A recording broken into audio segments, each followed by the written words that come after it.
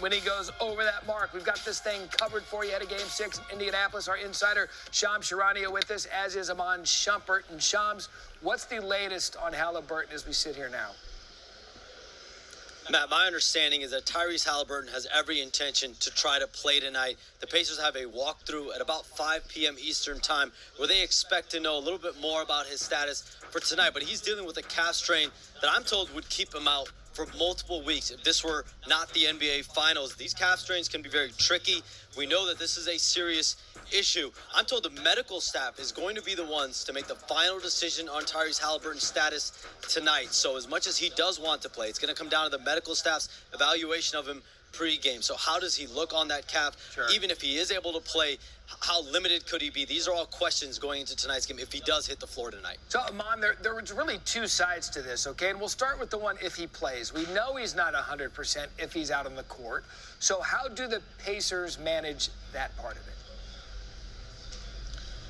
Managing that part is just trying to play him in short bursts. I think a lot of the times when you got a guy coming back from injury, you don't want to throw him into the lineup and put too much responsibility on him. You want him to have short bursts where there could be quality minutes as opposed to them running out of gas, headed into fatigue early on into the game, and that's where you get into trouble and you want to have those season-ending injuries. You have those problems that happen that something small could lead to something big. You don't want to have that. So if they could play him in short bursts, get quality minutes out of him, get that crowd into it, and keep with that momentum, I think they could be fine. But you don't want to overdo it with somebody that's got it rolling like that, Yep. that's the head of your snake, and somebody that you want to produce for next year. Yeah, you hear calf and you're thinking Achilles and other things that could go wrong. And so you're right. This is not just a tonight decision. This is a big picture decision. So on the other side of this, Iman, if for some reason he doesn't play tonight, Haliburton, how do the Pacers manage that part of it? I think that they take it for a positive. If he doesn't play tonight, if the coaching staff as well as the training staff and Tyrese don't feel like it's a comfortable thing for him to go out there and do it, I think it's the trust that he has in his ball club to make sure that they can force this to a Game 7 whether he plays or not. We've been talking about it all year with these guys playing 9 and 10 guys and a new guy stepping up every time. Though we love the style of play that comes from Tyrese Haliburton getting out in transition and hitting all those guys when they're open. What we saw was last game, TJ McCollum come in here and make sure that when the train is on the tracks, the train is on the tracks. But if it's off the tracks, I can get it back on the tracks. That's right. And I can steal inbounds passes, and I don't think I'm that small. So I think that if he does sit out tonight, I think they step up and they try and push this thing to 7 either way. A guy like Benedict Mathurin, he could have a big game. We've seen him score in bursts. So that's the news out of the finals, Shams. There's also news in the NBA impacting the coaching world. What do you have? Matt, Rockets head coach Ime Udoka has reached agreement on a long-term contract extension. I'm told this makes him one of the highest paid coaches in the NBA. It's an 8-figure per year deal for Ime Udoka. And in 2 seasons with the Rockets, he's led them to 93 wins. Of course, a 52-win season this year, a top 2 seed in the Western Conference. In the 3 years prior to his arrival, they had just 59 wins. So this has been a massive resurgence. Rockets ownership, Tillman and Patrick Fertitta, and general manager Rafael Stone got Ime Udoka in 2023 after his suspension and eventual ouster in Boston. They got him in Houston. That was their guy. And obviously there's been dividends already, and he's going to be there for the long term. That's a good young team. They've been in the Kevin Durant sweepstakes, as you reported before, one of the teams that he wants to play with. So it should be a good summer in Houston. And I feel like anytime we talk coaching vacancy, especially Udoka, who was one of the coaches that turned down the Knicks, or at least the overtures from the team, Shams, where do things stand for the Knicks vacancy as we sit here? The Knicks have completed 2 rounds of interviews, or their first 2 interviews in the first round, with Mike Brown, the former Kings coach, as well as Taylor Jenkins, the former Grizzlies head coach. So both of those were the first formal interviews, but this will be a multi-round process, I'm told, for the Knicks. So they had these interviews. They completed these interviews. They're going to evaluate them. I would expect there to be more conversations with those 2 head coaching candidates, potentially others as well. I think the Knicks are going to be patient with this search. They're the only vacancy open right now, so they're going to take some time to evaluate these first 2 interviews. Look, I know the draft is next week, but to your point, take your time, get the right guy in there after making a surprising move to fire Tibbs. And Iman, you have some good insight on New York in the coaching staff and the coaching search, rather. Yeah, I just feel like they should be patient. I don't think it's a rush. I think that you got a good group of guys that are going to stay together. I think it's more about them working on things this summer. I think we got to get Cat back to getting back to the basket and getting in there like he did in the later games that we saw. As the later rounds came, that became part of his package, but we need it consistently from the beginning so that we know how to play when those later games come. I think that Jalen Brunson and him need to focus on defensively. How can they get more stops? How can they stay in front of guys? How can they force guys into trouble without using too much energy on defense? But don't feel like we got to play offense, defense with these guys. You got to change it up. Make sure that whatever coach comes in there, he got the best guy possible. They have some time to get it done. And Amon, what made today big ring day? Like, what brought that out? Oh man, it's something in the air. I watch Jalen Williams play, and after seeing him correct that Game 5 that happened back in Dallas, he talked about it on the interviews, saying that really haunted him. He wanted to clean that up. After seeing him clean that up and seeing a little bit of a reminder that Steve Francis, Cuttino Mobley back and forth at the end of the game, from him and SGA, I feel like tonight is a win night. You know what I mean? Somebody might get a ring. So, well, you're standing right next to Shams. I don't want to call it too soon. Yeah, don't hurt Shams with you. You guys are standing right next to each other. Oh, it's going to be rocking in Indy tonight.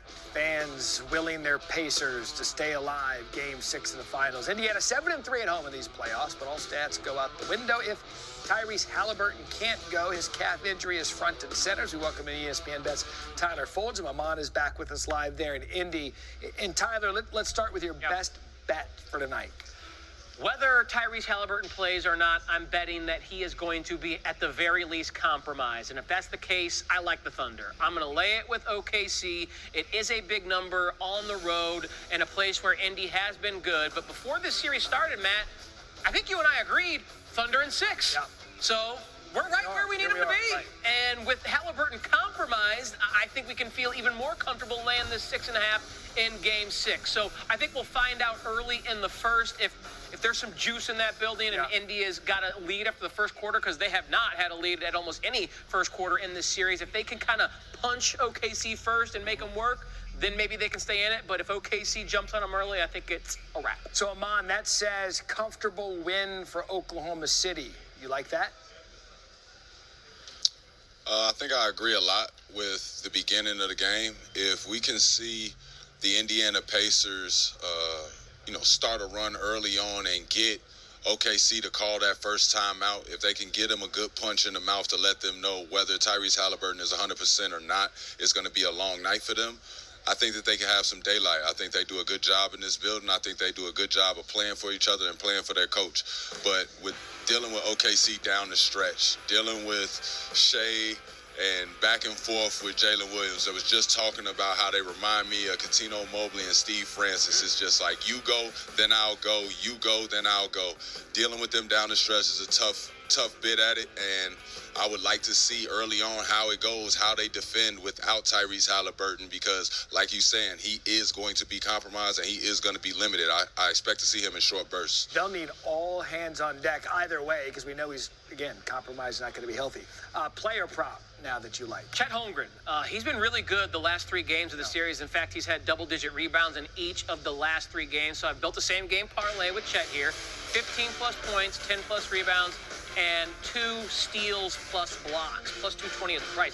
Chet shot 4 of 15 from the floor in Game 5, had just 9 points. I expect him to shoot much better, have some positive regression in the scoring column to get up to the 15 points. And again, it's been double-digit rebounds in each of the last 3 games. His minutes are going up in a closeout scenario. I expect him to play well over 30. And then just the length near the rim, we know he's a walking guy who's going to get you a block or a steal there. So I think he's going to have another good game on the road, win, lose, or draw. So does it just need to be a combination of 2 block steals? It could be 2 steals, 0 blocks. It could be 1 and 1. Okay. It could be 5 blocks, and it doesn't matter as long as it's 2 of those combined. All right, Amon, the player you keep bringing up, and I want to hear more about it, Jalen Williams. You've liked how he's played in this series. He's been great. What are your expectations for him tonight?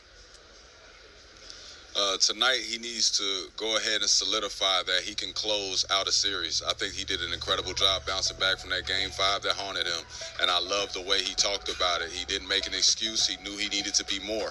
He came out and he handled his business Game 5. I think this Game 6, people aren't talking about it, but I think it puts a bid up for him to get the Finals MVP. I think that he's one of those guys that you're starting to look at him, you see the way he's playing. His numbers went up every game in this series. He's been right there. Every time SGA has needed a little bit of help, he has helped put them over the hump. I think that in all the must-score situations, I would rather see him with the ball a lot of times because I see the game plan they have for SGA. I don't see what the answer is for Jalen Williams. So that's the guy I really have, my eyes on to know what the OKC Thunder's outlook looks at. Is it going to be tonight or is it going to be a Game 7? Check that market. Yeah, Let's it's check interesting. the- He brought up Jalen Williams as a potential MVP. Most people look at Shai, and he's like a minus 550 favorite. I think it would require another 40, 45-point game from Jalen Williams. closeout And a closeout. I think he would have to do something really special to win it. But that's not impossible. Just a dagger situation. Okay, you always bring us I'm just saying who I'm looking at. you always give us a fun bet. Yeah. Give us the fun bet tonight. Let's run it back from Game 5. All right. It hit. We need both teams to score a point in the first minute of the first quarter. So you're going to stand up, you're going to watch the first minute, you're going to see 2, 3, maybe 4 possessions. You hope it's going back and forth, fast-paced, but you just need a point on the scoreboard from each team in the first minute. It hit in Game 5. It's hit in 3 of the 5 games thus far. It's plus 150 at ESPN Bet. We're playing with house money right now. Let's run it back. By the way, Amon hates this kind of thing. He hates that. So I'm not gonna get him into that. What I am gonna ask you, Amon, is what's your intangible for the Pacers to force a Game 7?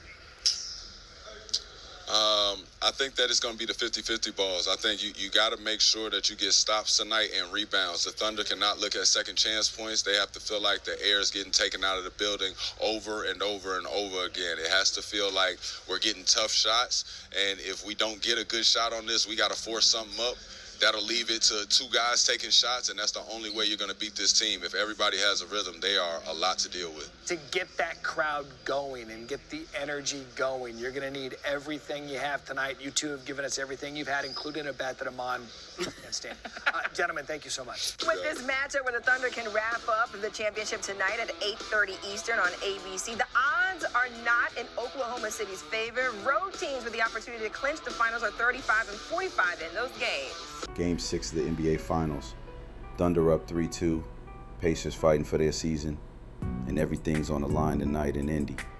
Shai Gilgeous-Alexander has been cold-blooded all playoffs. But Game 5 was Jalen Williams' night. Dude dropped 40 and made it look easy. The Thunder defense clamped down, turned the Pacers into a turnover machine, and now they're just one win from making history. But Indiana ain't done yet. They've been the underdog story all postseason. They play fast, they play loose, but if Haliburton ain't right, they're in trouble. Only had 4 points last game, and you could tell that calf slowing them down. For OKC, it's about poise. They're the younger squad, but they've looked like vets all series. Chet Holmgren's been holding it down in the paint, and their role guys stepping up big. If they play their game, they're walking out of Indy with the trophy. For the Pacers, it's now or never. Siakam's got to go off. Obi Toppin, Mathurin, McConnell, all of them got to bring it. Crowd's going to be wild, emotions high. This is what it's all about. Game 6, NBA Finals. Thunder can end it, or the Pacers can push us to a Game 7 for the ages. Let's see who wants it more. If you rock with breakdowns like this, subscribe to Coach Ant Speaks. Real talk, real sports, real-ish.